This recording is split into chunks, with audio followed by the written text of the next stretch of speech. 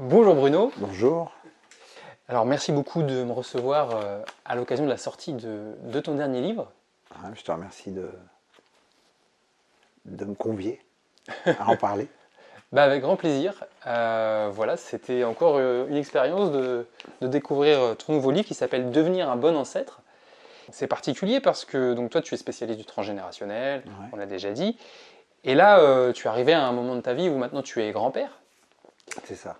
Et du coup, à travers le livre Devenir un bon ancêtre, qui évoque notamment la place du grand-père, on voit que tu es arrivé à un nouveau positionnement par rapport au transgénérationnel, qui n'est plus un positionnement passif de qu'est-ce que je fais de ce que j'ai hérité Ouais, de c'est mes ça. ancêtres, Ouais, mais un positionnement actif, je suis grand-père et peut-être un arrière-grand-père plus tard, tout ça. ouais. Comment être un bon ancêtre? Donc, C'est ça. voilà, la responsabilité. C'est ça. Ce qui se passe, c'est que dans le transgénérationnel, on a l'habitude de dire qu'on porte les traumatismes de nos ancêtres. Donc on est, tu dis passif et victime, parfois, comme une victime. Et là, je me suis posé la question, en devenant grand-père, plein de questions sont arrivées, mais la question était, je l'avais déjà en moi avant, mais encore plus fort, c'est-à-dire qu'on va passer, il y a un endroit où on voit l'autre côté, quoi, hein, on voit l'autre côté qui arrive, et à ce moment-là, on ne voit plus du même côté, on se dit, mais qu'est-ce que quelle trace je vais laisser, et qu'est-ce que mes descendants vont porter de moi, et quelle est ma responsabilité à ce moment-là, c'est-à-dire de l'autre côté, c'est-à-dire c'est ça l'idée d'être un bon ancêtre, c'est être une bonne personne pour les générations futures. Oui, d'ailleurs, je pense que c'est une question que peut-être beaucoup de gens qui nous regardent peuvent se poser, surtout ceux qui sont parents, grands-parents. À un moment donné, quand on prend conscience du transgénérationnel, on se pose la question de j'ai pas envie de transmettre mes traumas, mes poids. Et donc, c'est forcément, il y a un moment donné, la question se pose aussi dans l'autre sens, quoi. Comment moi être un bon ancêtre? Et Oui, c'est ça, et c'est même une question fondamentale. Ce matin, il y a quelqu'un qui m'a appelé parce que j'avais pris, c'est une mère qui m'a rappelé 4 ans après, parce qu'il y a 4 ans, j'avais pris sa fille avec elle pour une séance qui avait très bien marché. J'avais oublié, elle me l'a rappelé quelle était la séance et tout ça. Et, euh, et on avait sorti un dossier qui a permis la guérison du symptôme de la petite à l'époque, qui devait avoir 7 ans à peu près, 7-8 ans. Et puis, là, la petite fait un nouveau symptôme, et puis et la mère m'appelle, et puis elle me dit, mais là, je sais que c'est moi. Elle dit, j'ai compris que c'était moi. Bon, voilà. C'est ça, elle est déjà une bonne ancêtre. C'est-à-dire que, au lieu de dire, ma fille a fait des symptômes, guérissez-la moi et tout ça, elle a compris qu'il y avait un rapport avec son histoire à elle. Hein, donc c'est ça être un bon ancêtre, c'est se dire quelle est ma responsabilité quand j'ai des enfants. Et même quand j'en ai pas. Parce qu'il y a des gens qui se disent, voilà, quand j'ai sorti ce livre, il y a des gens qui disent, bah moi j'ai pas d'enfant, ça ne me concerne pas, j'en aurai jamais. C'est pas vrai, parce qu'au niveau transgénérationnel, les personnes célibataires de l'arbre généalogique sont extrêmement importantes pour les descendants. Elles ont beaucoup d'importance. Donc ça veut dire qu'il y a aussi une responsabilité. Même en n'ayant pas d'enfants, on a une responsabilité de toute façon de fait collectif pour les générations futures, mais même dans la famille. Il y a beaucoup de gens qui sont porteurs de leurs grands-oncles, grandes-tantes, oncles, tantes, qui n'ont pas eu d'enfants, et ils sont très connectés à eux, et ils sont porteurs de leur trauma aussi. C'est collectif. donc, tu explores cette responsabilité aussi. Alors, c'est à la fois un livre où tu présentes, euh, comme dans tous tes livres, il y a des aspects psychologiques, mais c'est aussi pour le coup très autobiographique. Oui, très très. Celui-là est spécialement autobiographique, ouais. D'ailleurs, c'est aussi lié, j'imagine, peut-être au stade où tu en es. Oui, c'est un peu ça. C'est-à-dire que c'est l'origine du livre. L'origine du livre, c'est le fait que je suis donc devenu grand-père, et à ce moment-là, pour la première fois, et à ce moment-là, beaucoup de choses se sont enclenchées. D'abord, une envie d'écrire sur ça, parce que ça correspondait en plus à une période de ma vie où déjà, il y a quelque chose qui était arrivé. C'est-à-dire que j'avais passé la soixantaine, et je l'explique dans le livre, la soixantaine a été un truc spécial. Hein, tous les gens qui vieillissent savent, ils ont 50. Oh là, ils ont même, j'en connais qui disent, oh là là, je vais avoir 40. Puis on dit, ah, je vais avoir 50, je vais avoir 60, ainsi de suite. C'est la carte senior. C'est ça. Je parle de la fameuse carte senior, dont je voulais pas. Je voulais pas. Puis après, je la prends, puis je raconte comment je pensais qu'on allait me dire, qu'on allait me demander de justifier. Vous voyez, on se croit jeune et tout, et puis personne m'a demandé de justifier. J'ai dit, ça y est, je suis un senior, c'est fini, c'est mort. C'est mort. Hein, c'est l'idée déjà, la pensée qui vient comme ça. Mais il y avait autre chose, il y avait le fait que ça faisait basculer dans plein d'affaires différentes, et en particulier, il y a eu quelque chose qui est arrivé, c'est des symptômes. Donc ça, je parle beaucoup de ça dans le livre, c'est des symptômes sont arrivés, même dès que ma fille a été enceinte, en fait. Là, mais je ne m'en suis pas aperçu au début. C'est quand ma petite fille est née, qu'à ce moment-là, j'ai compris ces symptômes-là. Et que je savais déjà que, par exemple, quand on ne devient parent, tout ce qui s'est rejoué avec nos parents revient. C'est-à-dire, dès qu'on devient parent, toute l'histoire avec nos parents est à l'ordre du jour. C'est-à-dire, elle est remise sur le tapis. Elle est réactualisée. C'est réactualisé. Eh bien, c'est pareil quand on est grand-parent. L'histoire qu'on a eue avec nos grands-parents arrive à ce moment-là de la même façon. Oh, ok. De la même façon. C'est comme c'est toujours des histoires de copier-coller, quoi. C'est-à-dire, on va être grands-parents à l'image de quels ont été nos grands-parents pour nous, et ça va rejouer des scénarios, des angoisses, des inquiétudes. Du coup, quand ta petite fille naît, ça convoque le grand-père en toi, ouais. Donc ça convoque la mémoire de ton grand-père. Exactement. Et de ma grand-mère, parce que c'est pas forcément genré, c'est-à-dire c'est les grands-parents. C'est tout ça qui est reconvoqué. Et du coup, moi, il y a des symptômes qui sont arrivés, que j'ai eu du mal à décrypter. Et puis plein de choses. Alors, il y en avait qui étaient liés à la soixantaine, mais le fait d'être grand-père, on bascule vraiment dans une autre vieillesse presque. Il y a une première vieillesse qui arrive par l'âge, par le physique, par tout ce qu'on veut, les cheveux blancs, les rides, les machins et tout ça. Et puis il y a un deuxième, c'est la fonction. C'est que on bascule dans une autre fonction. Et même, je vois par rapport à ma fille, donc la mère de ma petite fille, souvent j'ai remarqué, maintenant quand je vais la voir, la première phrase qu'elle dit, elle regarde sa fille et dit « Regarde, grand-père arrive ». C'est que je ne suis plus le père. Je suis devenu grand-père, j'ai changé de fonction. Alors je suis quand même le père, mais à d'autres moments. Mais quand ma petite fille est là, je suis le grand-père, j'ai cette fonction-là. Et donc c'est une fonction complexe, parce que ce que je voulais dire, ce que j'ai essayé de dire dans le livre, j'ai dit d'abord c'est pas simple. C'est-à-dire, ça serait faux de dire que... Alors, il y a des gens pour qui ça a l'air très simple. Mais moi, c'était pas simple, puis je connais d'autres pour qui c'est pas simple. Du coup, peut-être des gens vont se reconnaître dans le livre, en se disant, ah bah oui, puis peut-être je me suis dit, peut-être ça leur ferait plaisir de se dire, ah, il y a quelqu'un qui nous dit que c'est pas simple. Comme si c'était de fait, on a l'impression qu'on allait être une bonne grand-mère ou un bon grand-père d'office. Bah, oui. Pas forcément. Surtout qu'à plus forte raison, toi, c'est ce que t'expliques, tu es un survivant de l'inceste, tu as vécu l'inceste avec ton grand-père, enfin, de par ton grand-père. Et donc, fatalement, ce qui s'est passé, c'est que le fait de te retrouver grand-père, ah bah évidemment, ça a réveillé... Est-ce que qui j'allais être? C'est pour ça que j'ai écrit ce livre. Qui j'allais être? Il s'est posé la même question. Est-ce que j'allais refaire ce qu'a fait mon grand-père, ou est-ce que j'allais être une autre personne? Bon, c'était un peu décidé que j'allais être une autre personne. Oui. Mais la question s'est posée aussi à ce moment-là. Et puis plein de choses qui sont arrivées en même temps et qui font que on doit négocier, on négocie un truc, et puis arriver la question de la vieillesse et de la mort, et même si j'ai tout le temps pensé toute ma vie à cette question de la mort et tout d'un coup elle arrivait là, et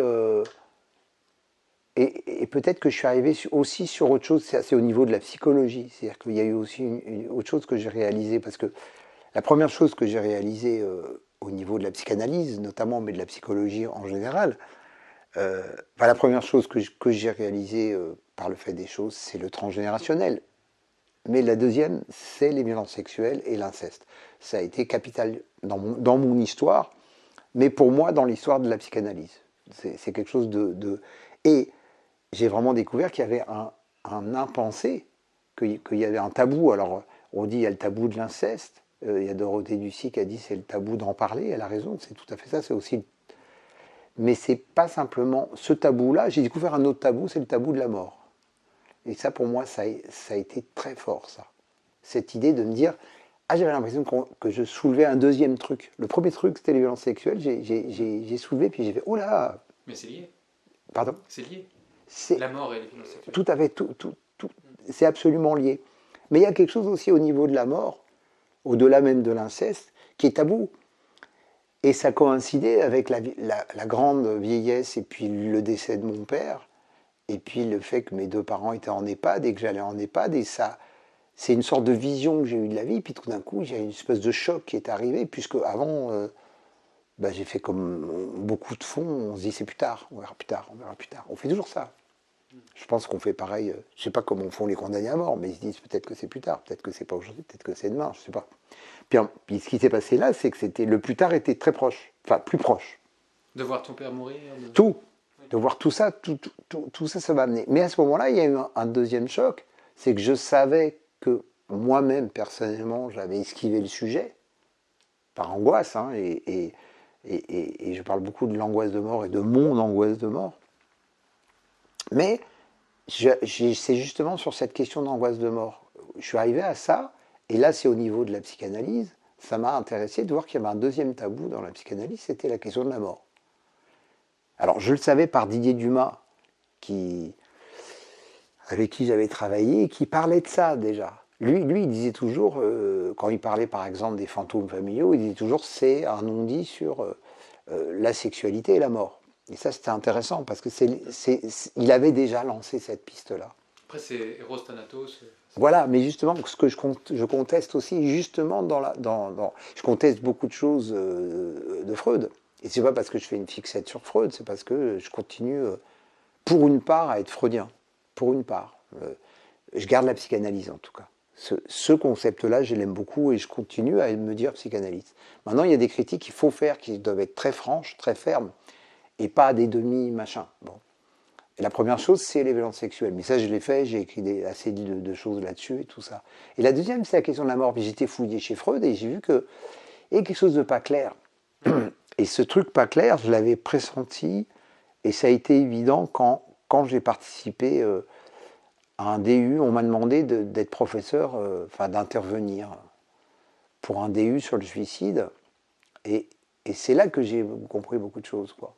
Parce que j'ai vu que je me heurtais à une pensée psychanalytique un peu officielle, notamment sur la question du suicide et sur la question du traumatisme. Ce qui fait qu'on m'a traité de traumatologue. Bon, voilà. On m'a traité devant tout le monde que je n'étais qu'un traumatologue. C'est-à-dire quelqu'un qui est obsédé par le trauma. Voilà, ok. Sauf que je ne lâche pas cette affaire. Je ne lâche pas l'affaire du traumatisme parce que s'il n'y a pas de traumatisme, on vit normal et tout, et puis on n'a même pas à faire de psy. Pour moi, c'est comme ça que je vois les choses. Mais ce n'est pas ce qu'on m'envoyait. Et moi, ce qui a été très important, c'est que je soutenais, par exemple, que toute personne qui se suicide, il lui arrivait quelque chose. On ne se suicide pas comme ça. Si on se suicide, c'est qu'il y a un traumatisme. C'est pas naturel.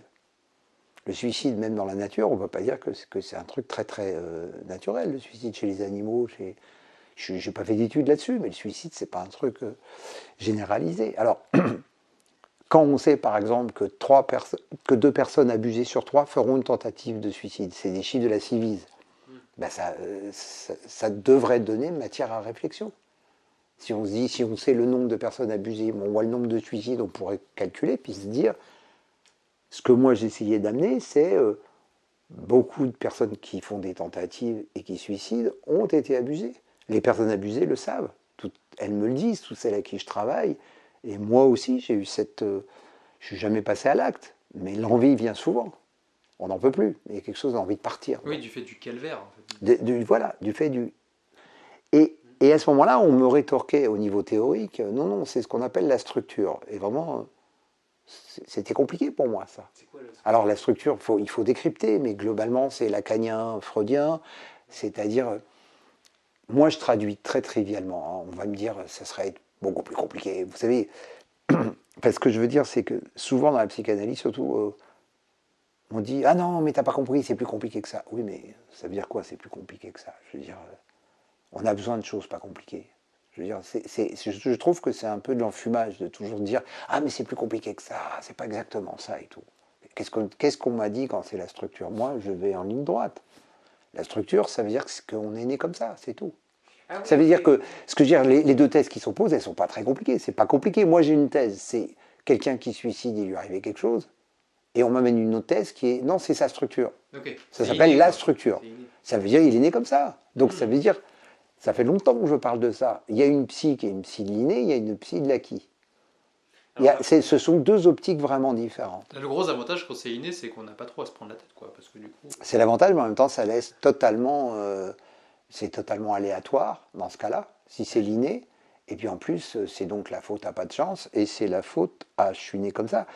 Je me demande même ce qu'on peut bien faire. Alors que moi, je me considère faire de la psy de l'acquis, enfin de l'acquis, c'est-à-dire de l'environnement. C'est pour ça que un de mes modèles, c'est Winnicott pour ça, parce que Winnicott est toujours en train de dire, regardez l'environnement, environnement favorable ou pas. Constructivisme. Voilà, favorable ou pas. Et défavorable va créer des choses, un environnement défavorable va créer des choses défavorables. Bon, c'est comme ça que je vois la psy. Donc, pour revenir à cette question d'abord du suicide, c'est que, ben non, j'estime que la majorité des gens qui se suicident, il leur est arrivé des traumatismes. Et puis se pose la question, à quoi ils veulent échapper? Parce qu'on veut toujours échapper à quelque chose. Si on se suicide, c'est qu'on veut bien échapper à quelque chose. Bon. Et c'est là où je suis arrivé à quelque chose pour moi de fondamental et que Freud va nier dans un texte. Il n'a pas écrit beaucoup sur la mort. Mais dans les peu de textes qu'il a écrits, il y a un moment, il écrit l'angoisse de mort est secondaire. Et ça correspondait à ce que j'avais observé dans les réactions du monde de la psy et tout ça, quand il dit ça, et il met en avant la culpabilité. Il dit c'est la culpabilité qui est première, et c'est ce qu'on m'a dit, moi, à ce moment-là, quand je suis intervenu. C'est-à-dire des professeurs, d'autres professeurs de faculté m'ont dit il faut que tu revoies tes classiques, t'as rien compris. C'est-à-dire qu'en fait. C'est-à-dire c'est la culpabilité des premières. Et moi, je ne comprenais pas ce que ça voulait dire. Qu'est-ce que ça veut dire la culpabilité des premières? Bon. Donc c'est plus que les gens s'en veulent qu'ils ont peur de mourir. Je ne sais pas trop. Je ne peux pas dire à cet endroit-là, mais ce que moi je vois, c'est que c'est toujours le même phénomène, comme il y a déjà eu pour les violences sexuelles. Pour les violences sexuelles, la faute a toujours été remise sur l'enfant.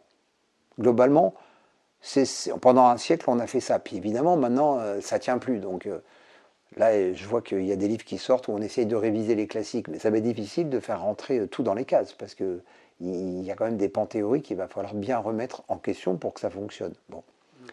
Et c'était la faute de l'enfant. Bon.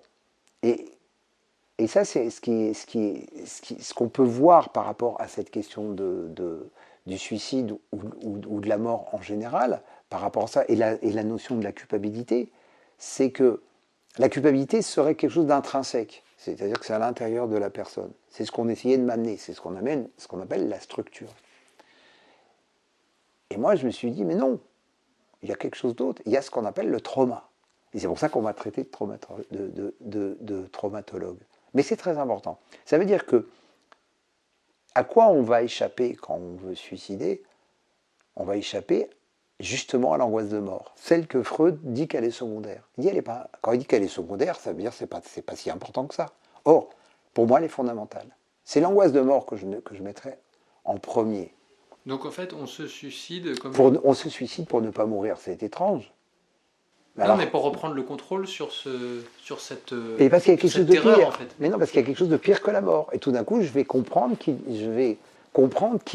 il existe quelque chose de pire que la mort. C'est ça qui est intéressant. Il existe, alors pour toute personne, c'est bien pour ça que les gens se suicident. Parce qu'il y a bien quelque chose de pire que la mort. Alors, je me suis dit, mais qu'est-ce qui peut être pire que la mort? Eh bien, c'est le traumatisme. Ça veut donc dire, et à ce moment-là, je reprends.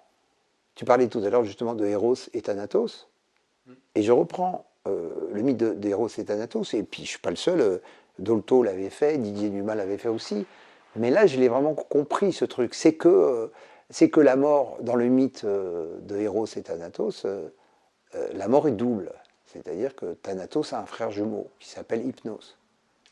Et ce sont deux aspects de la mort. C'est comme ça que je le vois, puis je crois que c'est à peu près indéniable. Chez les Grecs, Thanatos, il fait peur à tout le monde, il fait peur aux humains.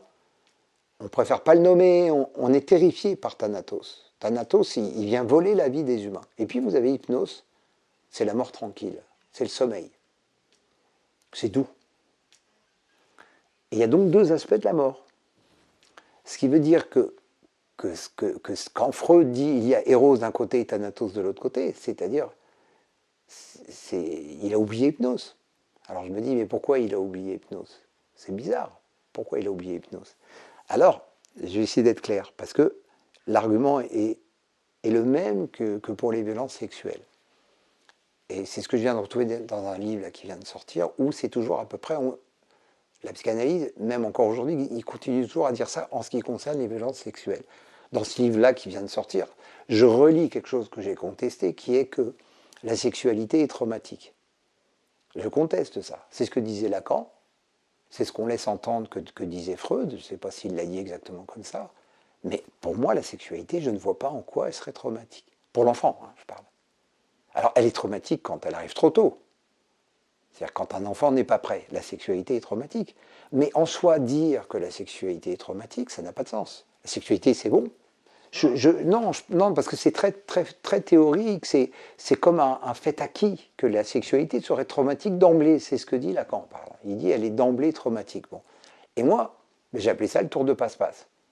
Et il y a le même tour de passe-passe avec la mort. C'est-à-dire, quand on dit que la sexualité est traumatique, d'emblée, il n'y a plus de traumatisme sexuel, puisque toute sexualité serait traumatique. C'est comme si on dit, oui, c'est étrange de dire, beaucoup de gens disent, oui, il n'y a ni bien ni mal, mais bon, avant d'en arriver là, il faut être très très élevé spirituellement. Moi, je ne conseille pas aux gens de s'amuser à ça, de dire, il n'y a ni bien ni mal, ni bien ni mal. Pourquoi? Parce qu'un enfant, il met tellement de temps à comprendre ce qui est bien et ce qui est mal. Donc, c'est une dissociation, en fait.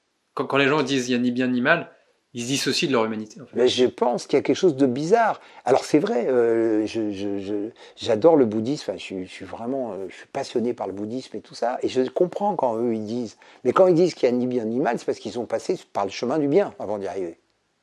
Donc il y avait déjà du bien à la base, mais ils n'ont pas été au chemin d'il n'y a ni bien ni mal en faisant le mal. Ou s'ils l'ont fait, c'est parce qu'ils se sont dit, il va falloir que j'arrête, parce qu'il vaut mieux que je prenne le chemin du bien. C'est-à-dire, ce côté binaire, c'est l'humain. Et surtout, les enfants, ils ont besoin de savoir qu'est-ce qui est bien et qu'est-ce qui est mal. Alors, pas ce qui est bien et mal moralement, ce qui est bien et mal dans le sens de construction ou destruction. Sexualité pour un enfant, commise par un adulte notamment, eh ben, mal, parce que ça va détruire, parce qu'on sait que ça détruit. Alors à ce moment-là, on peut vraiment, on fait une discrimination entre le bien et le mal. Et donc, dire que toute sexualité est traumatique, c'est automatiquement nier qu'il y aurait une sexualité positive et une sexualité négative, qu'il y aurait une bonne sexualité et une sexualité destructrice. C'est pour ça que c'est vraiment ça qui est visé. Bon. Et il y a la même chose vis-à-vis de la mort. Toute mort serait traumatique. On arrive au même endroit. Ça veut dire qu'une fois encore, c'est la négation du traumatisme. C'est bien pour ça que je suis bien content qu'on m'ait appelé traumatologue.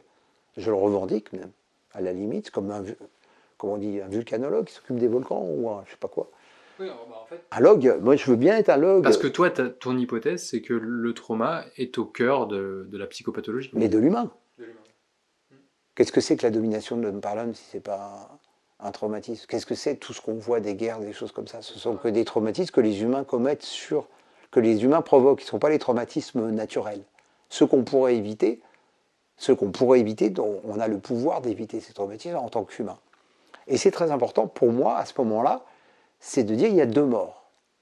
Et que la personne qui se suicide, elle veut éviter la mort traumatique. Mais elle ne veut pas éviter la mort parce qu'elle est inévitable de toute façon. Et que ce qu'on peut souhaiter, c'est de bien mourir. C'est ce qu'on peut souhaiter à tous. Est-ce que la personne qui se suicide, elle veut juste échapper à la souffrance? Oui, c'est la question de la souffrance. Et pareil, j'ai remarqué que la souffrance n'était pas un concept freudien. La question de la souffrance, elle vient avec le psychotraumatisme. Dès qu'on fait du psychotraumatisme, on va s'occuper de la souffrance. Mais si on ne fait pas de psychotraumatisme, la question, elle n'est pas dans les termes psychanalytiques. Je ne sais même pas, il faudrait que je regarde le dictionnaire analytique. Est-ce qu'il y a le mot souffrance? Tiens, je regarderai, j'y ai pas pensé.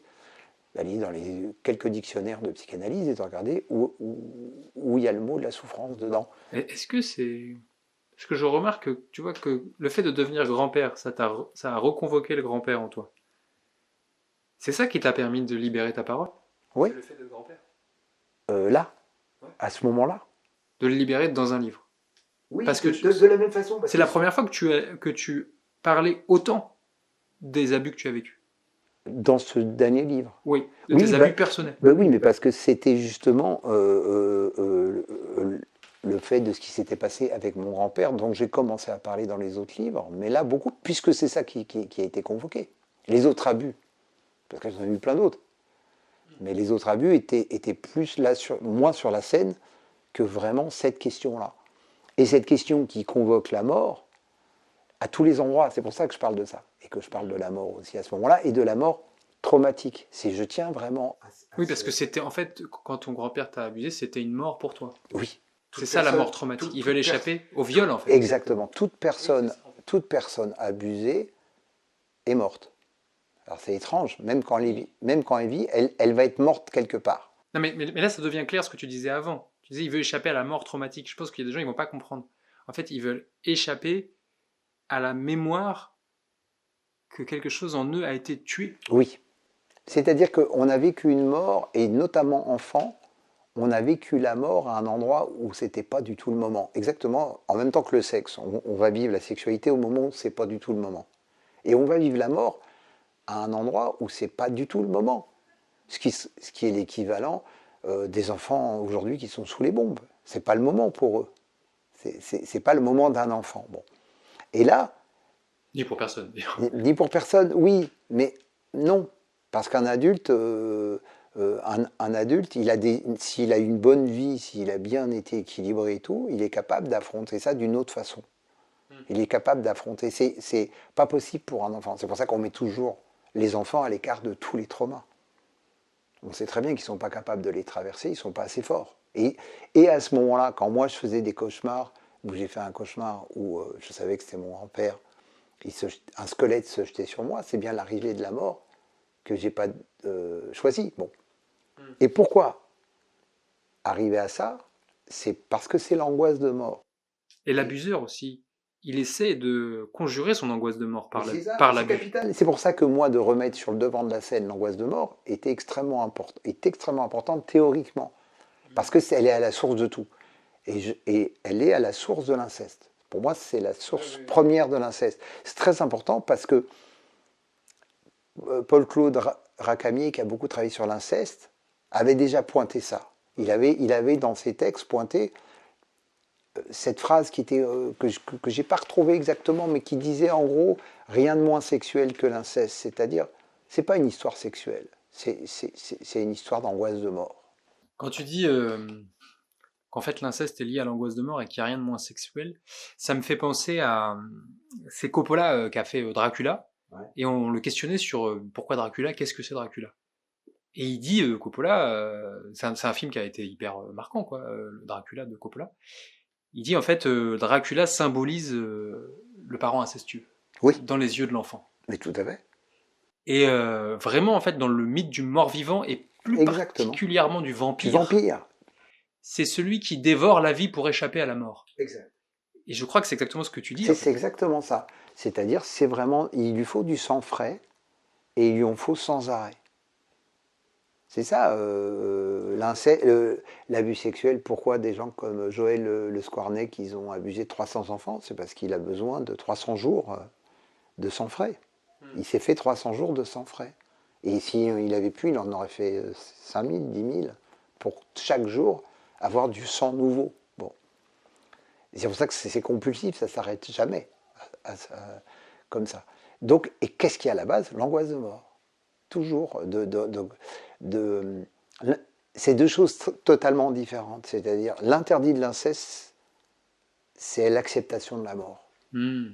C'est ça. Et c'est ça qu'on comprend quand on est grand-père.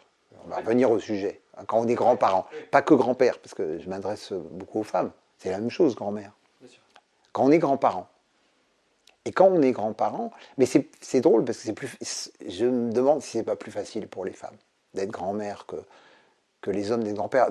Je sais pas, mais je trouve que les hommes ont un rapport compliqué avec la mort et j'ai senti. Pourquoi je dis ça?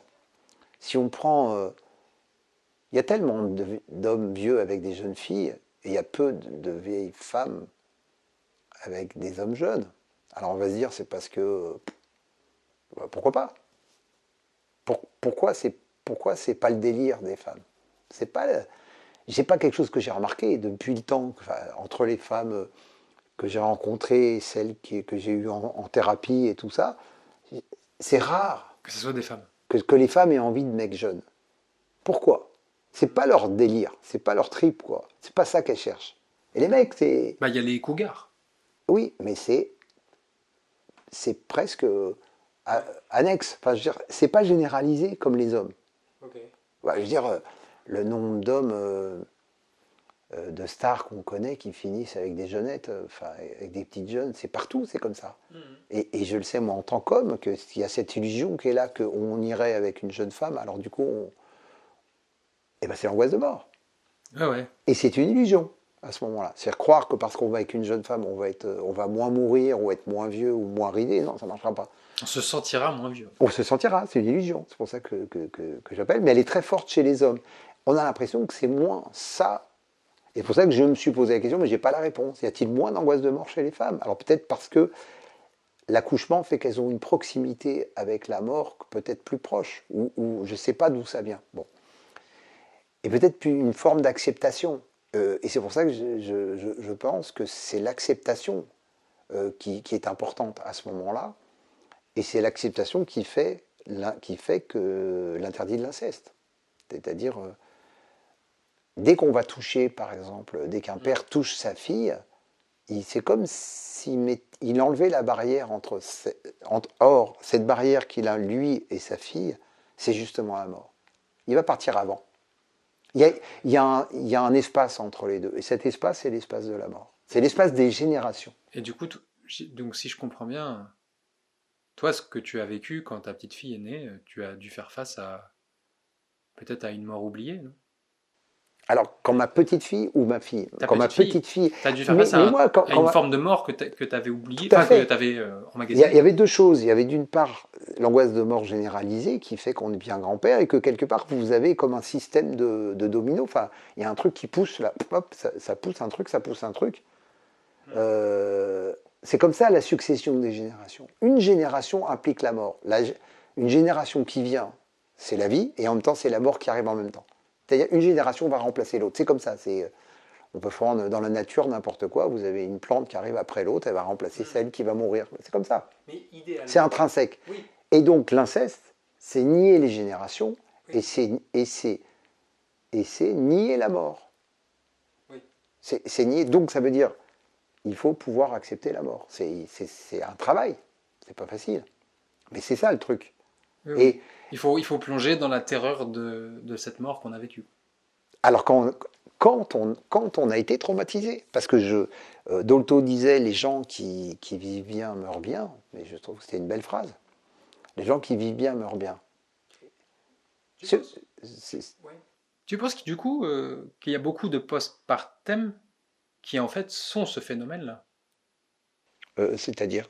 Eh bien, des femmes qui donnent la vie, et en fait ça leur provoque une violente dépression. Il faut une étude, c'est toujours pareil. Moi je dis des trucs, il faudrait une étude. Donc je lance le truc en disant, voilà l'idée que j'ai, l'hypothèse, toujours des hypothèses. Oui. Là, l'hypothèse, postpartum, j'ai beaucoup réfléchi ces derniers temps.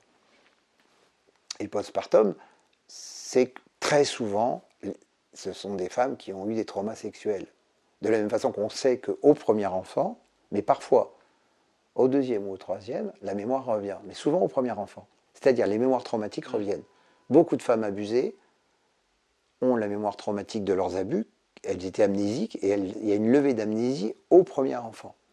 Ce qui, moi, m'est arrivé aussi, mais pas à ma première fille. À mon premier garçon, ça correspond à ma levée d'amnésie. Pourquoi? Parce que ça réactualise le garçon qui arrive, bon, pour moi. Mais du coup, il y a un double mouvement. Parce qu'en fait, quelque part, tes descendants, ils t'aident à mourir. Bien sûr.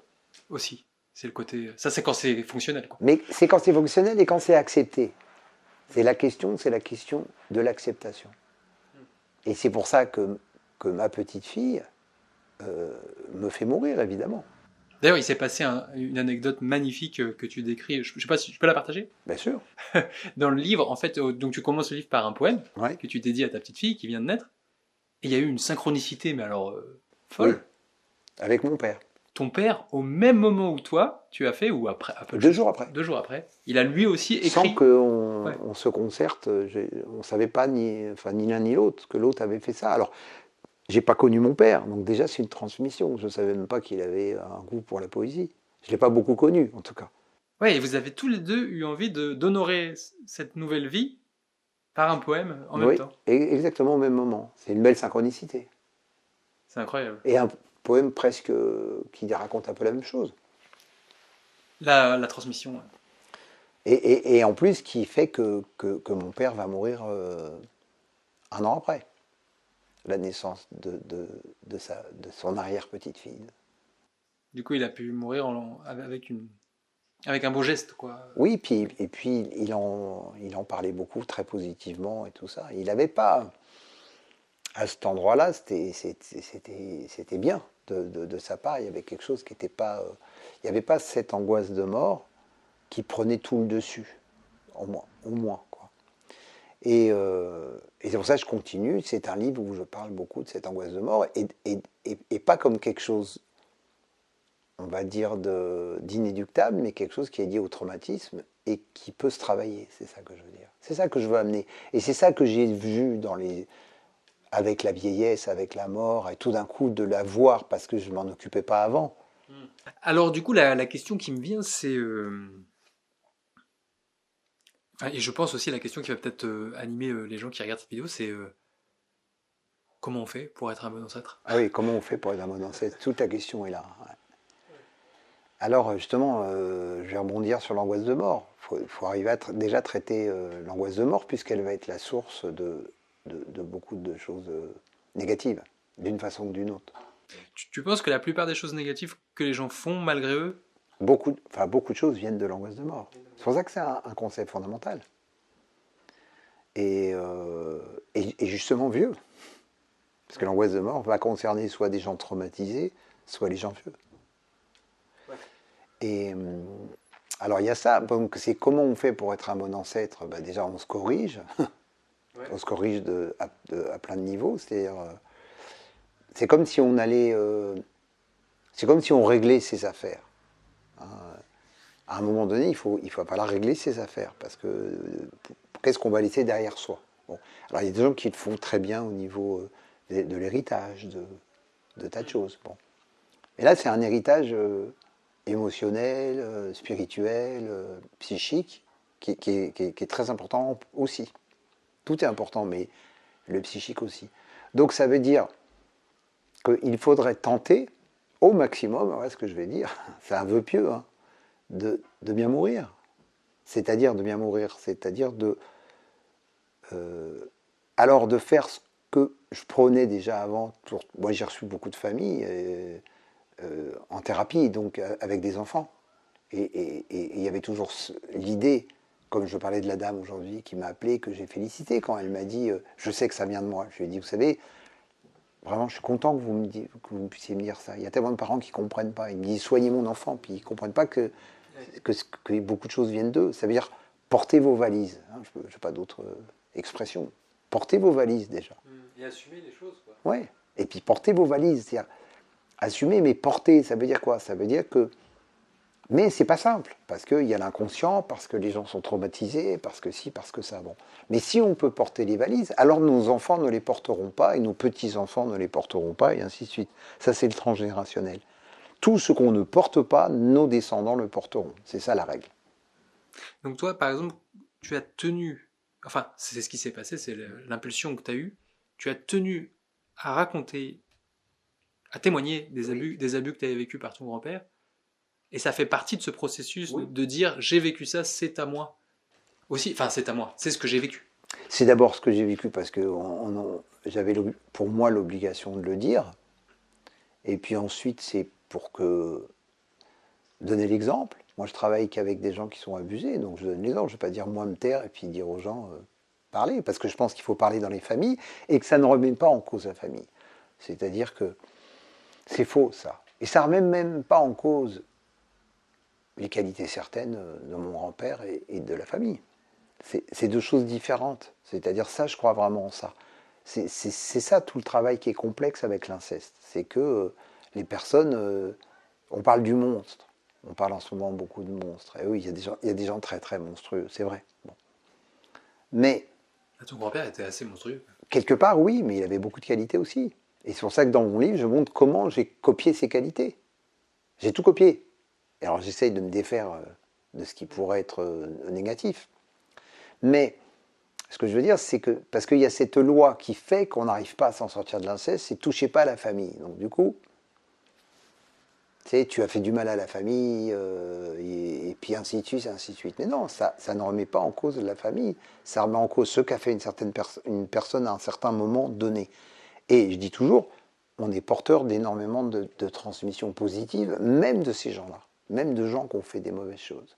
C'est-à-dire, il faut discriminer. C'est pour ça que je pense que nous ne sommes pas l'ombre, nous la portons. Je ne crois pas, je crois que les humains sont lumineux de base. Maintenant, ils portent les ombres, et puis les ombres se transmettent. Donc ce qu'il faut, être un bon ancêtre, c'est arrêter de transmettre les ombres. C'est donc les éclairer. Éclairer, dire les vérités, parce que tout ce qui n'est pas dit est répété. Hein. C'est ce que j'ai mis dans mon premier livre, mais tout ce qui n'est pas dit est répété, c'est important. Là, c'est absolument central, ça. Ah oui. Tout ce qui n'est pas dit est répété. C'est-à-dire, ça va être répété inconsciemment, parce que c'est comme l'énergie, elle se transforme, mais elle ne se perd pas. Donc ça veut dire que tout va se transformer sans arrêt, comme ça, mais ça ne peut pas se perdre. Ça veut dire que chaque acte qu'on fait compte. Chaque acte de toute notre vie compte, n'importe lequel. Et donc, être un bon ancêtre, c'est essayer de limiter les actes négatifs, faire du nettoyage, porter ses valises.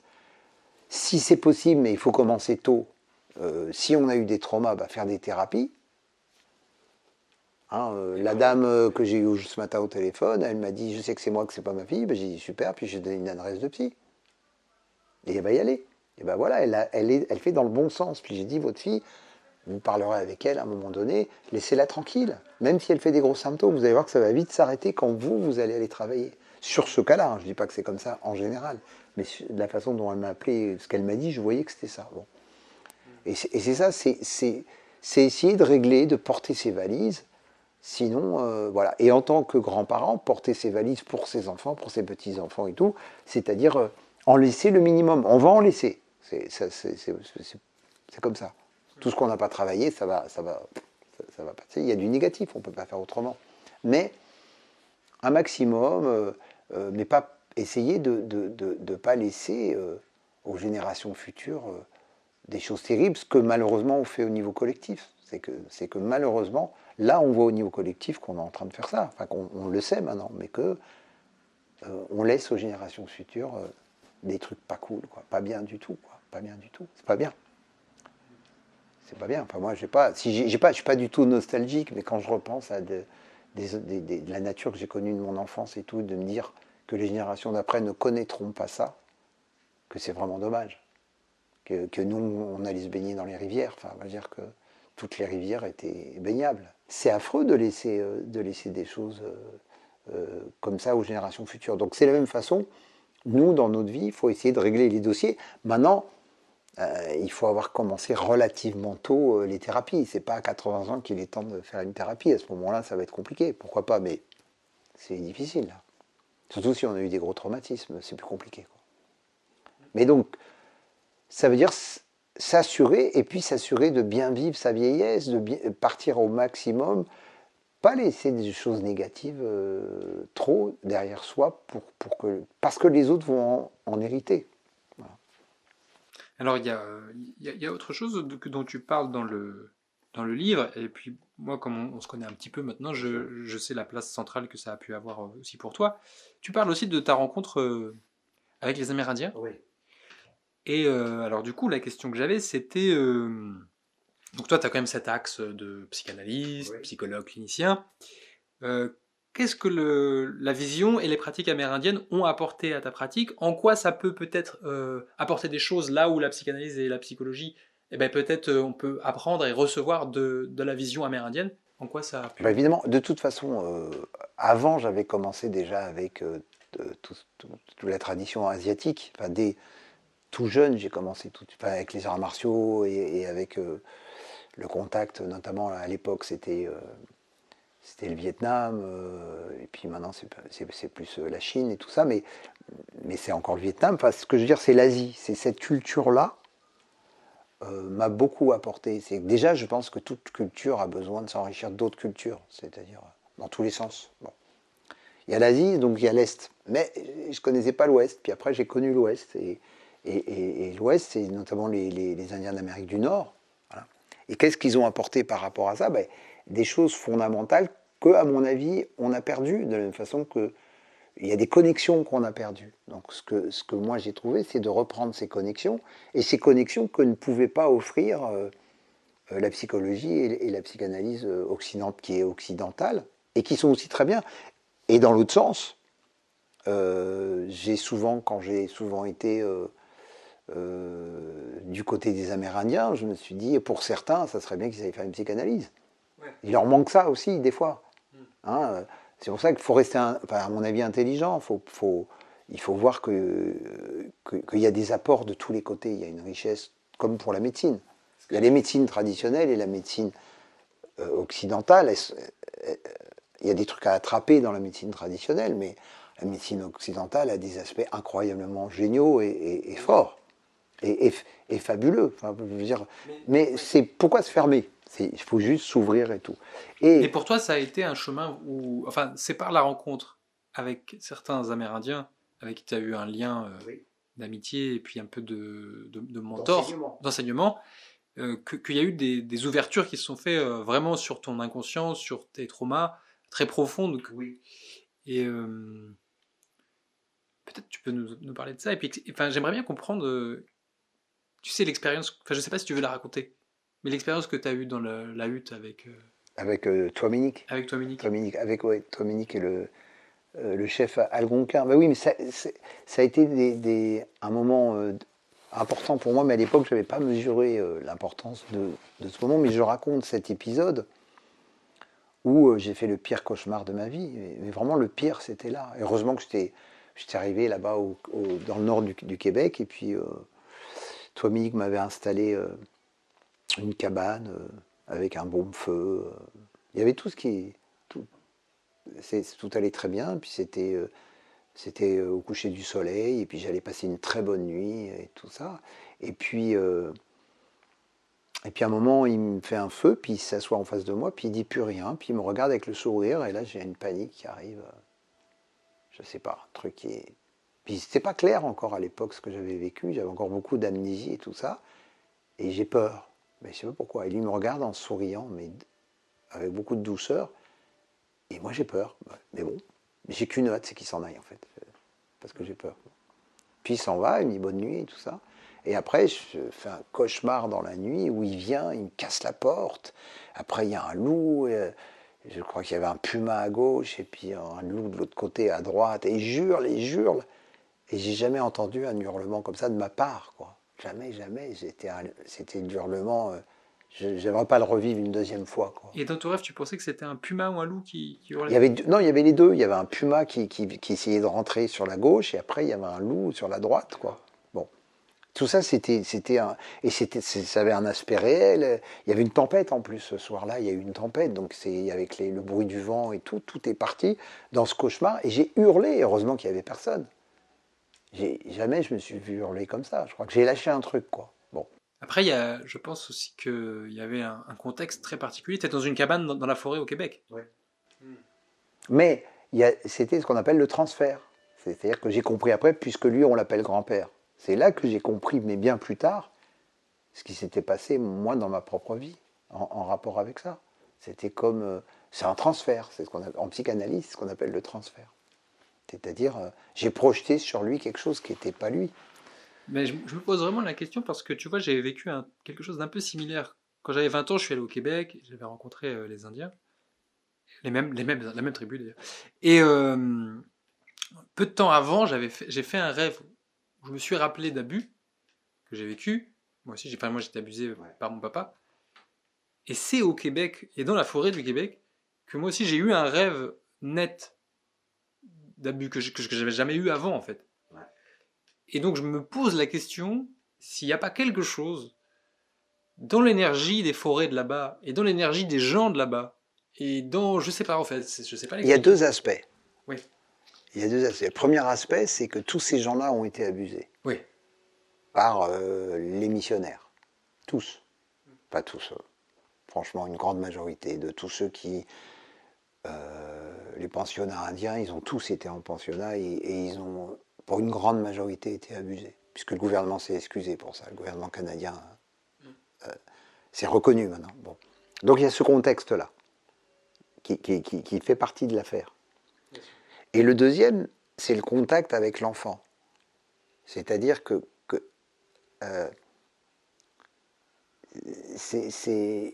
les tribus comme ça amérindiennes, traditionnelles, ils sont en contact, eux, à ce qu'on appelle beaucoup en développement personnel l'enfant intérieur. Mais eux, l'enfant intérieur, ils ne l'ont pas perdu. Et nous, on l'a perdu. Beaucoup. On n'est plus en contact avec lui. C'est pour ça que je parle de connexion. Mais il est lié à la nature aussi. Et oui, mais il est lié à la nature, mais il est lié pas à la nature toute seule, parce que vous êtes tout seul dans la nature en France, si vous n'avez pas une connexion, c'est humain. C'est comment l'humain perçoit, lui, la nature. Ce qui compte, c'est comment eux sont en harmonie avec la nature et comment ils la perçoivent. Et c'est à ce moment-là que notre enfant intérieur est réactivé. Et c'est à ce moment-là où il se reconnecte à sa vérité. Et quand il se reconnecte à sa vérité, ben, il se reconnecte à son trauma. C'est comme ça que je le vois à peu près. C'est-à-dire que ce sont des conditions pour que ça revienne. Il faut pouvoir se reconnecter à ça pour retrouver cet enfant et aller lui donner la main et puis il a été abandonné cet enfant. Il faut aller le chercher puis lui dire allez viens, t'es bloqué là, on va continuer la route, il faut que t'aies plus peur, il faut que tu aussi, il faut que ça. Puis là, il faut l'accompagner longtemps l'enfant avant qu'il soit rassuré. Ce qui est intéressant aussi dans le livre Devenir un bon ancêtre, c'est que ça amène aussi, je pense, les gens à avoir une vigilance sur quand on devient parent, quand on devient grand-parent. Parce que je pense que la plupart des gens, en fait, ça se fait dans le fil de la vie et ils se rendent pas forcément compte des liens qu'il y a, pas, tu vois.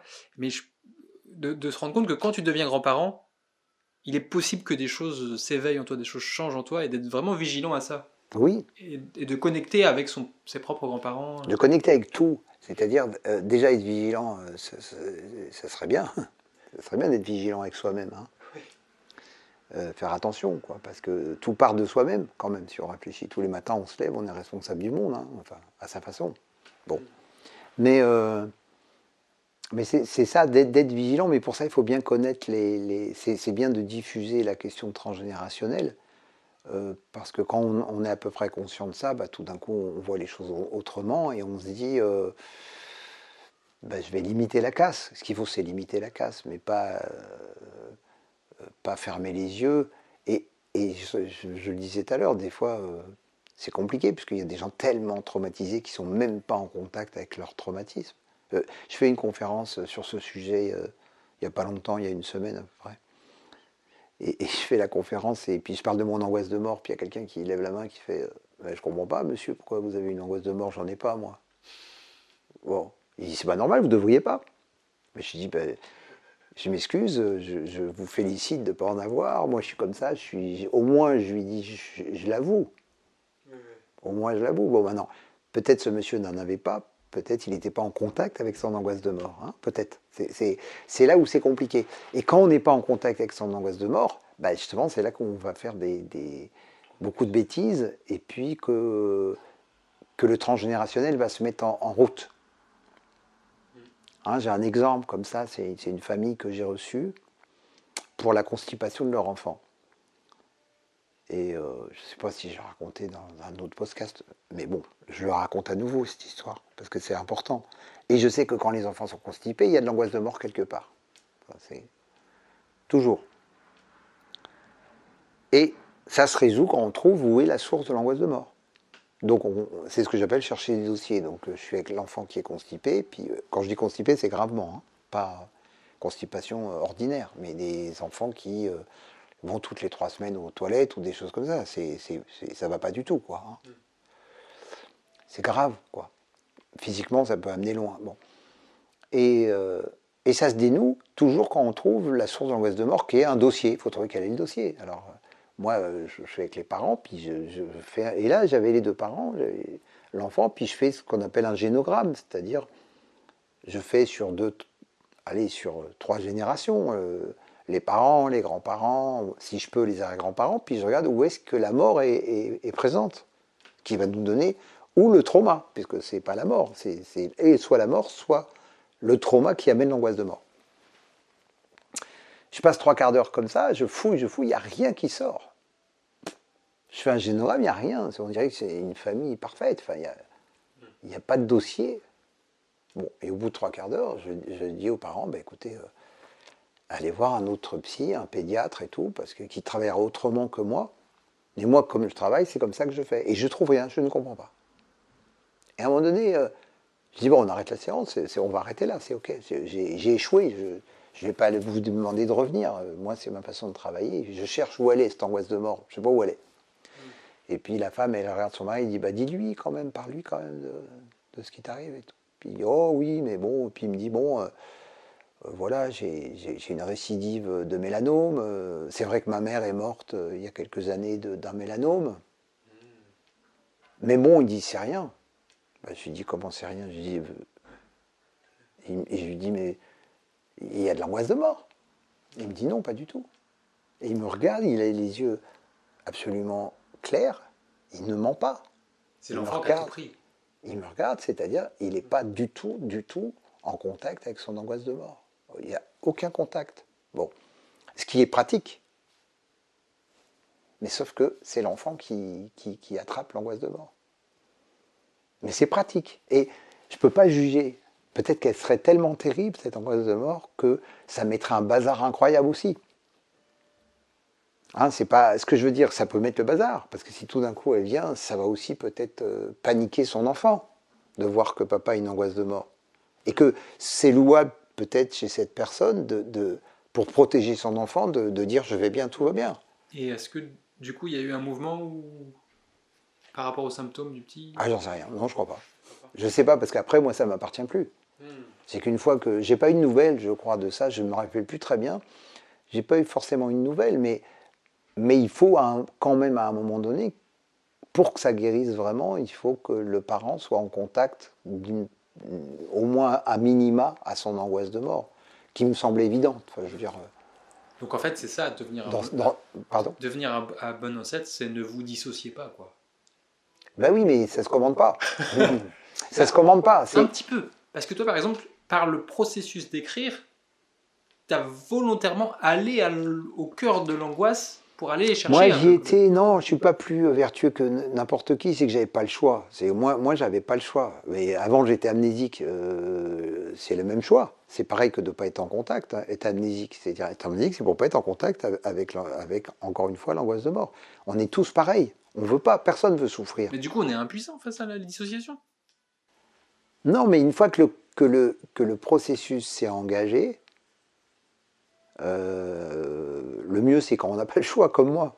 Moi, j'avais pas le choix. C'est comme si je ne pouvais plus aller en arrière, donc je vais en avant. Mais si quelqu'un, on lui dit tu vas en avant ou tu vas en arrière, si en arrière c'est confortable, il va aller en arrière. Il va pas aller s'emmerder à affronter des tas de choses qu'il n'a pas envie de faire, et je le comprends. Sauf s'il voit que son enfant est mal. Alors il y a ça, mais c'est pas si évident quand quelqu'un n'est absolument pas. J'ai rencontré un certain nombre de parents qui n'avaient aucun contact avec leur dossier, aucun. Donc ils étaient de bonne foi quand ils me disaient mais je comprends pas, monsieur. Hein, j'ai eu ça avec une femme, ça s'est arrêté. Et pourtant, avec son enfant, hein, je voyais bien le symptôme de l'enfant, mais elle n'avait aucun contact, elle était de bonne foi, donc je lui parlais d'un truc, elle était très amnésique et tout ça, puis à un moment donné, pourtant, tout amenait au bon endroit, mais il y avait quelque chose qui ne pouvait pas passer. Bon, à ce moment-là, l'enfant même va protéger le parent, il va soit continuer le symptôme, soit trouver un autre moyen Parce qu'il ne veut pas que son parent s'effondre. Donc c'est des systèmes où il n'y a pas de jugement. Moi, je n'ai pas de jugement en disant il faut faire ci, il faut faire ça. Bon. Maintenant, j'ai des conseils. Je n'ai pas des jugements, j'ai des conseils. Et je préfère dire, si vous pouvez, si vous avez les moyens de vous charger de votre dossier, faites-le. Voilà. Mais je ne peux pas faire de jugement. Après, il y a un phénomène que tu montres là, c'est que le symptôme de l'enfant, c'est le refoulé du parent. Oui. C'est exactement ça, le transgénérationnel. Le symptôme de l'enfant, c'est le refoulé du parent. Ouais, c'est ça. C'est ça, c'est la lecture transgénérationnelle. Hein. Ce n'est pas une lecture traditionnelle, c'est spécial. Oui, oui, oui. Hein, ça veut dire qu'on marche sur le pied de votre maman et c'est vous qui avez mal. Et elle a pas mal. Oui. C'est ça qui est bizarre. Mais c'est ça l'amour. C'est pour ça que quand j'ai écrit le livre, ces enfants qui veulent guérir leurs parents, c'est ça que je voulais montrer. À quel point c'est l'amour qui est le moteur de ça. C'est par amour pour ma maman que j'ai mal aux pieds, pour qu'elle n'ait pas mal aux pieds. Et c'est pour ça que j'ai soutenu dans ce livre qu'il y avait de l'amour pour les enfants, mais qu'il y avait un amour peut-être supérieur de l'enfant pour son parent. Et est-ce que dans le suicide, parfois, il n'y aurait pas en fait cet amour aussi? C'est-à-dire que quelque part, c'est tragique, c'est terrible, mais il y a quelque chose dans l'enfant qui s'abandonne au sacrifice qui lui est proposé, quoi. Je ne sais pas quoi dire par rapport à ça, parce que mon frère s'est suicidé, donc ça me vient me chercher sur un truc compliqué. Hein, Et il a vécu les mêmes abus que toi. Oui, et pire, c'est pour ça qu'il s'est suicidé. Parce que lui, il a été prostitué, enfant. Heureusement que j'ai retrouvé ça par des cauchemars et tout ça, puis par sa vie. C'est ce qui m'a fait comprendre l'ensemble de sa vie. Donc lui, c'était bien pire, et je pense même qu'il m'a protégé. Je pense même qu'il m'a protégé. Hein, quand dans un cauchemar qui m'est revenu, il y a une voix qui dit pas lui, il est trop petit, et que j'entends mon frère gémir à côté, eh ben, c'est bien qu'il m'a protégé, rien que par le fait que lui, il a vécu ça. Bon. Il y avait une intention de sacrifice. Je sais pas non plus, parce qu'il a été, il m'a abusé beaucoup, et puis il m'a fait beaucoup de mal aussi, donc c'est pas si simple. Mais peut-être qu'il y a eu ça aussi. Mais donc, par rapport à son suicide, je ne sais pas si c'est quelque chose qui est adressé. J'ai quand même l'impression que c'est adressé à soi-même. Même si, consciemment, par exemple, quelqu'un peut dire je vais le faire, ils comprendront. Des fois, je me dis ça. Je sais pas, j'ai lu un truc aujourd'hui, il y a une petite ado qui a disparu, puis en lisant l'article, j'ai quand même l'impression qu'elle a été suicidée, la petite. C'est terrible, j'espère que non, mais il la retrouve pas, puis elle s'est fâchée avec ses parents, puis il disait que la veille, le père lui avait cassé son téléphone portable et jeté sa carte SIM. Bon, mais à ce moment-là, de quoi elle est capable, hein? Bon. Mais ça, c'est conscient. Mais inconsciemment, qu'est-ce qui se joue? C'est ça dans le suicide, ce qui est intéressant, c'est qu'est-ce qui se joue inconsciemment, pas consciemment.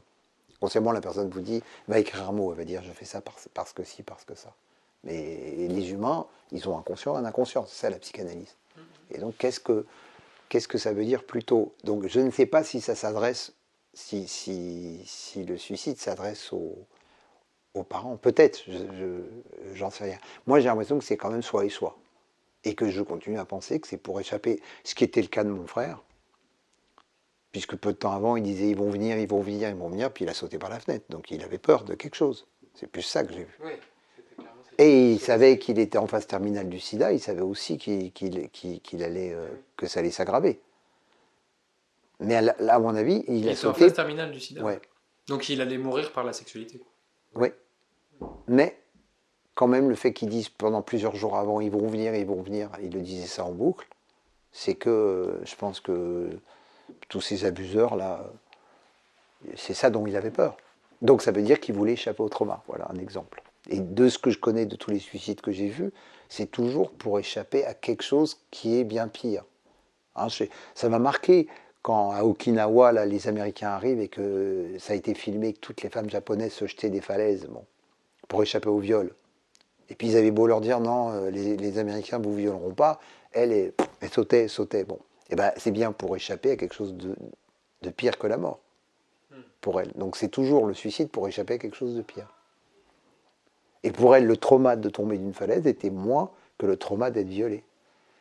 C'est comme ça partout. Ici, le pire étant un souvenir, en fait, qui n'a pas une mémoire, quoi. Alors c'est une mémoire, et c'est le fait que cette mémoire-là puisse, parce que le problème des mémoires traumatiques, c'est qu'elles sont actuelles. C'est ça si on l'a pas vécu, on peut pas comprendre. C'est plus difficile à comprendre en tout cas. Mais quand on l'a vécu, quand vient la mémoire, vous vous retrouvez au temps du trauma, quand vraiment la mémoire revient. C'est pour ça qu'elle ne revient jamais la plupart du temps, parce qu'elle revient, vous êtes en grand danger. Vous vous retrouvez à l'instant, et c'est un instant où vous vous êtes échappé une première fois. Donc, vous n'allez pas y revenir une deuxième fois. C'est pour ça qu'on n'y arrive pas, c'est pour ça que c'est... On ne va pas retrouver, on va le frôler, et c'est comme ça que je vois en tout cas les choses. Mais je ne crois pas qu'on puisse y retourner. Si on y retourne, cette fois-ci, on va mourir. Puisqu'on n'est pas réellement mort physiquement la première fois. Donc c'est mourir plutôt que se souvenir. Ouais. C'est mourir plutôt que de revivre la mort traumatique. C'est ça que je... On fuit Thanatos. Ce que je vais vous dire, c'est qu'on est sans arrêt en train de fuir Thanatos. Mais donc on ne fuit pas la mort. Donc quand j'ai vu ça, je me suis revenu, c'est ça que je me suis dit, ah ouais, mais alors donc ça veut dire qu'il peut y avoir une autre mort, ça veut dire qu'il peut y avoir une autre fin de vie, ça veut dire, c'est ça moi, les questions que je me suis posées. Et et je parlais tout à l'heure des EHPAD parce que ça a été quand même quelque chose que je ne connaissais pas, alors, et je me suis dit, bon, est-ce que c'est bien normal? Est-ce que c'est bien normal de tout ça? Alors d'être en EHPAD, bah oui, on voit bien que dans les deux cas, pour mes deux parents, il n'y a pas d'autre solution. Peut-être que ça va être pareil pour moi. J'ai pas trop envie, hein, quand j'ai vu les lieux. Wow. C'est quand même trash. Enfin, je trouve ça dur. Et même quand le personnel est chouette, quand tout est bien, quand c'est bien, quand le pas des voilà bien, c'est quand même terrible. Bon. Et moi, après, ce que j'observais, c'était les gens. Et moi, ce que je voyais, c'était les vies. Je voyais que quelque chose n'avait pas collé dans la vie des gens. C'est-à-dire, il y avait de la tristesse. Il y avait une tristesse infinie, quoi. Et je me disais, est-ce que c'est bien normal, ça? Bon. Tu sentais dans les yeux de beaucoup de gens Ouais, en EHPAD ouais, beaucoup de tristesse, beaucoup de solitude, beaucoup de... Et peut-être même que j'ai pas vu ça des fois dans des villages, en voyant des vieilles personnes comme ça au bord de leur maison et tout. J'avais pas le même ressentiment. Là, il y avait un ressentiment de bout de rien du tout, de bout de rien, de gens devant des télés qui 24 heures sur 24 et qui sont plus là et qui sont dans un autre monde. Et je me suis dit, est-ce que c'est bien normal? Et l'idée que ça m'a donné, ce que j'ai mis dans le livre, j'en sais rien, c'est toujours des hypothèses, des trucs, mais que bah, tous ces gens avaient eu des traumatismes d'une façon ou d'une autre. Pas forcément des traumatismes sexuels, mais des traumatismes de vie qui faisaient que leur vie était plus là. Leur vie joyeuse était partie. Bon. Et qu'il s'est trouvé qu'il y avait encore un autre truc, c'est qu'en allant visiter mon père, sa deuxième femme était décédée, et puis il y avait une amoureuse qui était là. Bon. Et cette femme n'avait rien à voir avec les autres personnes. Tout était en fauteuil roulant, et elle était en fauteuil roulant. Mais elle, il y avait une lumière chez elle, une vie, un truc. Je dis, c'est quoi? Pourquoi cette femme, elle est différente des autres? Qu'est-ce qu'il y avait? Il y avait une joie de vivre totale jusqu'à la fin. Et elle était amoureuse, elle est tombée amoureuse de ton père? De mon père, qui lui était amoureux tout en disant qu'il n'était pas amoureux, mais bon. Mais elle, ça se voyait vraiment. Et elle était radieuse, cette femme. Elle était belle, radieuse. C'était pas comme les autres, quoi. Donc je me suis dit, ben non, mais c'est pas forcé. C'est pas forcé. Donc si elle le fait, pourquoi les autres, on ne le ferait pas plus, en tout cas. Mais il y avait trop de tristesse accumulée, tout ça. Et voilà, et donc j'ai le sentiment qu'il y a un endroit où... et c'est peut-être ça pour revenir à la question des Amérindiens, c'est qu'il y a deux statuts très différents. C'est-à-dire, j'ai vu, à part leur traumatisme, j'ai vu tellement de joie chez les vieux Amérindiens, surtout quand ils sont dans des cérémonies et tout ça, parce qu'ils sont en plein au cœur de la vie, quoi. De la nature, de leur rite, de tout ça. Ils ne sont pas déconnectés. C'est pour ça que je parle de connexion. Tous ces gens des EHPAD sont déconnectés. Puis ils n'ont plus de fonction. Oui, plus par rien. rapport aux autres. Et il y a plus, ils sont déconnectés de la nature, ils sont déconnectés des autres, ils sont déconnectés du monde, ils sont déconnectés d'eux-mêmes. Tout est déconnecté.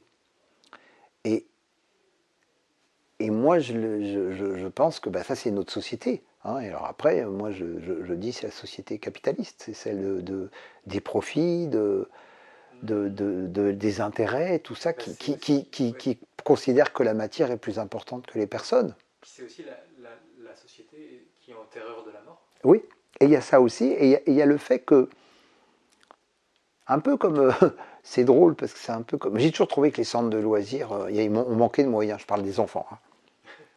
Et je trouvais que ça manquait de moyens, j'ai toujours trouvé que les centres de loisirs étaient pauvres, alors que les enfants passaient beaucoup de... Je sais pas, il n'y avait jamais de budget dans les centres de loisirs, c'est un truc...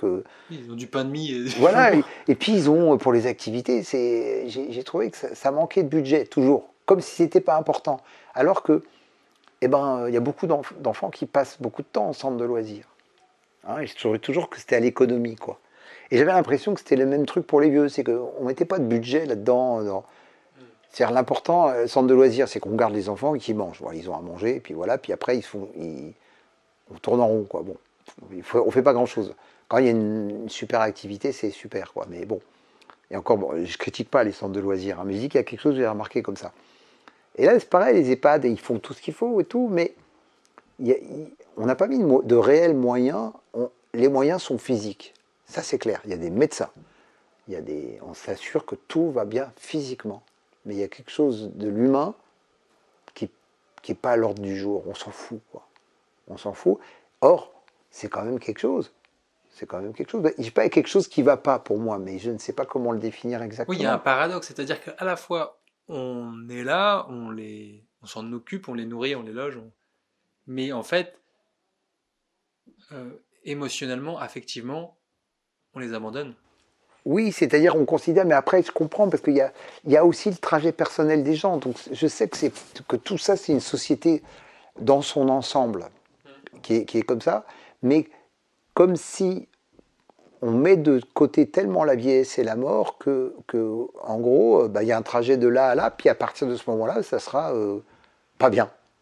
Et c'est ça qui, moi, je me dis, mais pourquoi à partir de ce moment-là, ça va être pas bien, et de pas bien en pas bien, et de pas bien en pas bien. C'est pas normal. Et c'est pour ça qu'avec les Amérindiens, il y a un autre état d'esprit. L'aîné, ce qu'on appelle un aîné, c'est quelqu'un que tout le monde aide, vénère, écoute, porte haut. Et du coup, ces gens-là sont au bout de leur vie, ils sont arrivés tout en haut. Ils sont pas arrivés alors que nous, on arrive tout en bas. Il y a quelque chose qui ne colle pas. Ouais, on s'écroule. On s'écroule. Et non, ça ne s'écroule pas.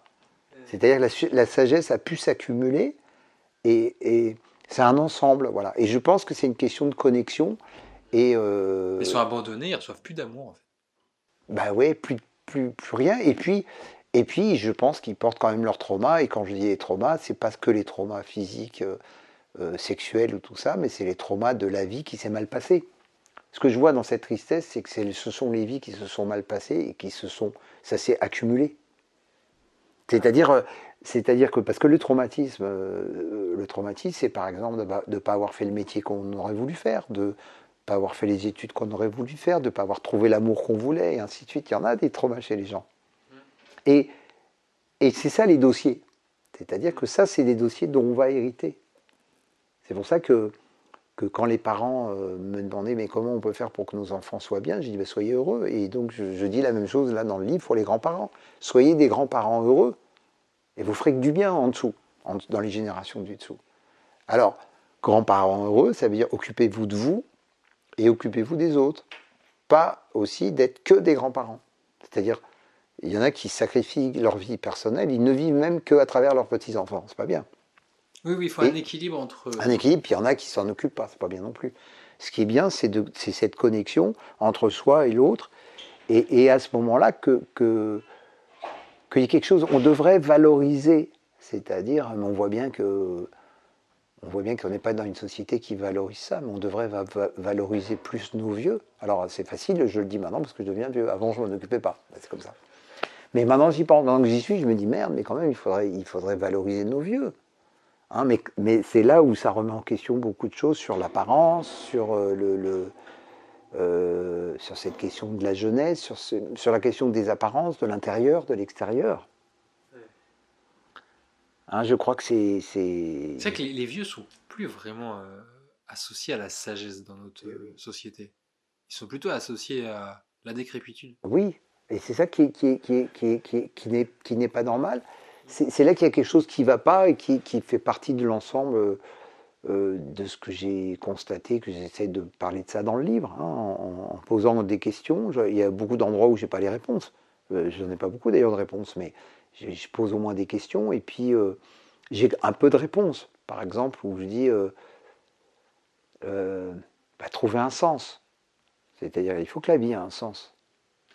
Et ça veut dire qu'il faut vivre. Je pense que toute vie doit avoir son sens. Et quand on a trouvé son sens, alors on est heureux et on va peut-être bien partir, puisqu'on a fait ce qu'on devait faire ici sur Terre. Et il n'y a aucune raison que chaque personne ne le vive pas. Il n'y a aucune raison. Chaque personne, quelle que soit. Alors après. Mais ça dépend, voilà, est-ce qu'on est pauvre, riche, ça, après il y a encore le problème de la lutte des classes et des choses comme ça, et puis des conditions horribles qu'on peut avoir socialement ou des choses comme ça. Mais malgré tout, à l'endroit où on est, il y a quelque chose à faire pour pouvoir bien vivre, bien vieillir, bien partir, mais pour ça il faut avoir trouvé son sens. Et le pire, c'est l'absence de sens. Et toi, Bruno, c'est quoi ton sens? Tout ce que je dis, tout ce que je fais. C'est ce que je veux dire. Ouais. C'est ça le sens. C'est-à-dire, j'ai de la chance là. Donc on va dire, est-ce que je l'ai provoqué ou pas? Mais je n'ai fait que ce que je voulais faire enfant. Toute ma vie, j'ai fait ce dont je vivais mes rêves. Enfin, je vis mes rêves. Voilà. Et c'est ça aussi, il faudrait, pour pas créer de fantômes, ce qu'on appelle des fantômes, c'est-à-dire pour être un bon ancêtre, il faut arriver à vivre ses rêves. Alors après, si on a des rêves qui sont trop gros, on va réviser un peu son rêve, si c'est pas possible. Commencer déjà. Oui, mais on va adapter notre rêve peut-être, mais quand même. Mais quand même, il faut vivre son rêve et vivre pourquoi on est venu et là, on va laisser moins de casseroles pour les autres, à mon avis, si on part avec ça. Maintenant, si on finit avec plein de frustrations, plein de choses comme ça, c'est des énergies qui vont se répandre derrière nous. C'est ça qui est dommage. Mais si on a accompli ce qu'on voulait accomplir et ce qu'on devait, parce que aussi, quelque part, on est là où on est. Il y a une partie qu'on a choisie, mais il y a une grosse partie qu'on n'a pas choisie. On n'a pas choisi la famille, enfin, a priori, on n'a pas choisi. Et là, dans cette place-là, de faire ce qu'on a à faire et de se sentir bien dedans et le mieux possible, c'est déjà pas mal. Après, la suite, on ne peut pas savoir, mais il faut essayer que ça se passe bien. Voilà. C'est ça être un bon ancêtre, c'est faire en sorte que ça se passe le mieux possible et donner du sens à sa vie. Quel est le sens de sa vie? Et c'est ce que j'ai vu dans les EHPAD et qui m'a quand même beaucoup, beaucoup choqué, quoi. C'est de me dire, ça n'a pas de sens, là. Où est le sens de la vie à cet endroit-là? Est-ce que le sens a été accompli là? Parce que c'est quelque chose qu'on n'a pas inculqué aux gens. Vivez votre rêve et il y a toujours une possibilité. Chacun, je veux dire, le soleil brille pour tout le monde. Hein. Ouais, essayer de pas seulement. Le soleil brille pour tout le monde. Pas seulement subir la vie. Oui, et puis de se donner du sens. Et puis si ça ne fonctionne pas, dans ce cas-là, il y a tout l'aspect thérapeutique. Si ça, c'est pas mal les thérapies, c'est un truc moderne, hein, mais c'est bien, les thérapies de psy, je parle. C'est quand même pas mal ça, parce que ça veut dire, c'est quand même chouette ça, qu'on se dise, tiens, il y a quelque chose qui ne va pas, je vais essayer de faire une thérapie pour me donner du sens à ma vie. C'est bien. Bon. Okay. Du coup, c'est la question qui me... Tu es heureux? Alors, est-ce que je suis heureux? Pour être heureux, j'ai lu ça dernièrement, enfin, c'est une phrase tout à fait bête, hein, mais c'est un proverbe, je sais pas, de thaïlandais, je sais pas, que le bonheur c'est la paix. Il faudrait que je sois en paix. Peut-être, est-ce que je suis pas encore complètement heureux? Il y a encore mes traumas qui sont là quand même beaucoup. L'angoisse de mort que j'avoue. Alors, juste que j'avais dit justement cette fameuse conférence où ce monsieur m'avait dit qu'il ne comprenait pas pourquoi j'avais de l'angoisse de mort. Je lui ai dit, écoutez, moi j'en ai, mais au moins je la regarde. Il dit, Tu as dit ça? bah oui. C'est-à-dire que déjà de la regarder, elle est déjà moins. C'est-à-dire, je préfère moi en tout cas être en contact avec elle, cette angoisse de mort, c'est moins flippant. C'est pas elle qui m'emporte, puisque je la regarde. Oui, et puis si tu la regardes pas, tu vas mettre d'autres en contact avec. Exactement. Et puis j'ai toujours, ça m'avait marqué, c'est Haroun Taziev qui disait que quand il était en plein dans une éruption d'un volcan, à chaque fois qu'il s'est fait attraper, il filmait, il filmait, il filmait. Il la regardait, quoi. Il regardait le volcan. Il disait comme ça, il n'avait pas peur. Donc, j'essaye de la regarder le plus possible, même si des fois, j'essaye de continuer à travailler mes traumas. Et je pense que je suis heureux, ouais. Il y a quand même un truc où, ouais, je peux pas me plaindre. Maintenant, c'est la question du trauma. Je crois vraiment que c'est embêtant, cette histoire de trauma. Ça empoisonne la vie. Il y a une vie. Je le vois chez des gens non traumatisés. Des fois, je me dis, là, je vois la chance qu'ils ont. Et il y a des questions que moi, je me pose qui ne se posent pas, quoi. C'est-à-dire qu'il y a des gens, ils sont bien là où ils sont, et puis ils sont bien. Il y a des gens qui vont bien, c'est ce que je veux dire. Hein, et les gens, quand ils sont traumatisés, ils vont jamais bien. Parce qu'il n'y a rien de naturel après. Après, on n'est jamais naturellement bien. On est toujours anxieux, inquiet, machin. C'est ce que j'appelle l'angoisse de mort. Quelque chose va arriver. Quelque chose va arriver. Il y a toujours ce truc, quelque chose va... Bah, je suis un peu comme toi. Hein. Ouais, ouais, il n'y a pas cette paix. Hein, c'est pour ça que je pourrais dire réellement de dire que je suis heureux avec la question de la paix. Puis je voudrais finir peut-être sur le truc. Alors peut-être faut pas le vendre dans le livre, mais je trouve ça super. C'est ce qui m'est arrivé justement à l'enterrement de mon père. C'est quand même ça énorme. Et ça a été très important pour moi, puisque justement, je raconte comment la mort de mon père m'a amené de l'angoisse de mort. Pas d'un sentiment de perte, j'avais perdu depuis tout petit mon père. J'ai pas eu le sentiment de le perdre plus qu'avant. Mais ce que ça m'a amené, c'est l'angoisse de mort. Et notamment le mort, le cercueil, tout ça, je raconte tout ça et tout. Et cette angoisse de mort me poursuit jusqu'au bout de l'enterrement. Et à un moment donné, il y a le cercueil qui va être mis dans le caveau. Et à ce moment-là, il y a un ouvrier qui sort du caveau et qui ferme la tombe. Et j'ai pris une photo, et j'ai pas pu mettre dans le livre, ça aurait été compliqué, mais je voulais mettre cette photo dans le livre parce que je prends la photo, et qu'est-ce qu'il avait, cet ouvrier? Il avait un t-shirt et il y avait marqué Return to the Future. Et je voyais qu'il clouait, il était en train de fermer la tombe. Et il avait mis un t-shirt où il y avait marqué Retour vers le futur. Et c'était tellement énorme que j'ai pratiquement éclaté de rire. C'est trop fort. Et j'ai regardé autour de moi, pas une personne ne l'a vu. Donc j'ai pris une photo pour le prouver, donc je l'ai la photo. Je peux prouver que le gars avait un t-shirt où il y avait marqué « Retour vers le futur ». Mais moi, tout s'est ouvert. Je l'ai pris comme un signe incroyable. Je me suis marré, et là, toute mon angoisse de mort est partie. Je dis « Bah ouais, retour vers le futur ». Mais voilà. Je sais pas. Il y a un truc, là, tout d'un coup, c'était un message incroyable, une synchronicité. Et après, je me suis dit, est-ce qu'il le fait à chaque fois qu'il fait un enterrement, ce gars-là? C'est un ouvrier du cimetière. Il en est peut-être même pas conscient. Hein. Ben oui, mais qu'est-ce qu'il a fait le matin? Et donc, j'arrête pas de me dire, le matin, il a été choisir un t-shirt dans son armoire, et il a pris Retour vers le futur. Il aurait pu mettre, je sais pas, un autre truc. Il a mis Retour vers le futur. Mais moi, c'est la dernière image que j'ai de mon père, c'est Retour vers le futur. C'est quand même pas rien. Bah, ça fait exactement penser à ce qui a enclenché l'écriture de ce livre. Tu expliquais que tu es allé en pensée contacter ton descendant. Ouais, il y a ça, mais il y a quelque chose, c'est déjà que j'avais vécu dans une hutte à sudation avec un homme médecine amérindien où il nous avait dit allez contacter votre descendant à la 7e génération. C'était vertigineux. Et c'est un exercice que j'ai adoré, quoi. C'est tout d'un coup, là on se met à planer dans l'espace, quoi.